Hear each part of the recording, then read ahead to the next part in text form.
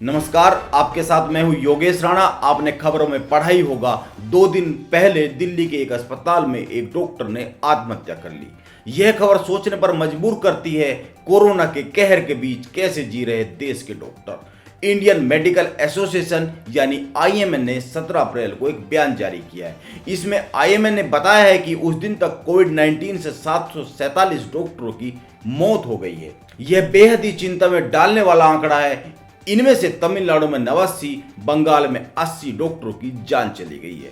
इन दोनों राज्यों में हाल ही में चुनाव खत्म हुए हैं। इंडियन एक्सप्रेस की एक रिपोर्ट के अनुसार अगर अन्य प्रदेशों की बात करें तो महाराष्ट्र में 74, आंध्र प्रदेश में 70, उत्तर प्रदेश में 66, कर्नाटक में 68, गुजरात में 62, बिहार में 50 और दिल्ली और मध्य प्रदेश में 22 डॉक्टरों की जान चली गई है। आईएमए ने अन्य प्रदेश के आंकड़े भी जारी किए हैं। आईएमए के अनुसार अभी खत्म हुए अप्रैल माह में 34 डॉक्टरों की जान कोरोना ले चुका है।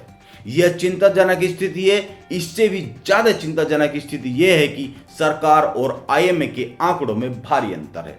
2 फरवरी को स्वास्थ्य और परिवार कल्याण मंत्रालय ने राज्यसभा को बताया कि कोविड-19 से ड्यूटी के दौरान अब तक 162 डॉक्टर, 107 नर्स और 44 आशा कार्यकर्ताओं की जान गई है, जबकि उस समय तक आईएमए का कहना था कि 734 डॉक्टरों की मौत हो चुकी है।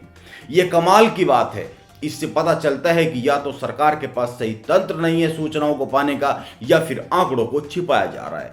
जब आईएमए इतनी डिटेल में जानकारी दे रहा है तो सरकार को अपने तंत्र को चेक करना चाहिए कि कहां चूक हो रही है। यह एक बुरा वक्त है। डॉक्टरों को हफ्तों तक अपने परिवार से मिलने का मौका नहीं मिल पा रहा है। वे घर पर जाकर भी अलग कमरे में रहते हैं। उन्हें चिंता रहती है अपने परिवार की। वैसे तो पूरा देश ही चिंता में है और हर कोई अपनों की फिक्र कर रहा है। आईएमए ने कोरोना की वजह से मारे गए डॉक्टरों के परिवार और उनके बच्चों की शिक्षा के लिए सहायता अभियान शुरू किया हुआ है, जिसके तहत परिवार को 10 लाख रुपए की आर्थिक मदद दी जा रही है। लेकिन यह सोचने की बात है कि सुप्रीम कोर्ट ने साफ 3 मई को केंद्र और राज्य सरकारों को लॉकडाउन लागू करने पर विचार करने का निर्देश दिया है। हिंदुस्तान टाइम्स की एक रिपोर्ट है जिसमें आईएमए ने कहा है कि हम सरकार से अपील करते हैं कि कोविड की चेन तोड़ने के लिए तुरंत 15 दिन का लॉकडाउन लगाया जाए। इससे पहले अमेरिका के राष्ट्रपति बाइडेन के चीफ मेडिकल एडवाइजर डॉक्टर पाउची ने इंडियन एक्सप्रेस को दी इंटरव्यू में कहा है कि भारत इस समय काफी मुश्किल स्थिति में है और हालात को सही करने के लिए तत्काल पूरे देश में लॉकडाउन जरूरी है। आपको याद होगा, पिछले साल 25 मार्च को जब भारत में लॉकडाउन लगा तब देश में कोरोना वायरस के 525 मामले थे और 11 लोगों की मौत हुई थी।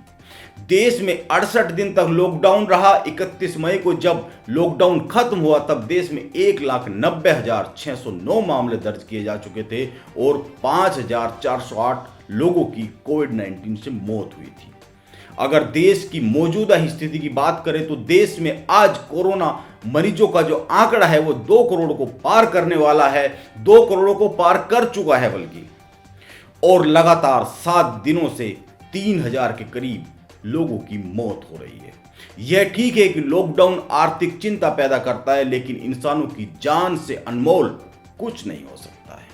नमस्कार।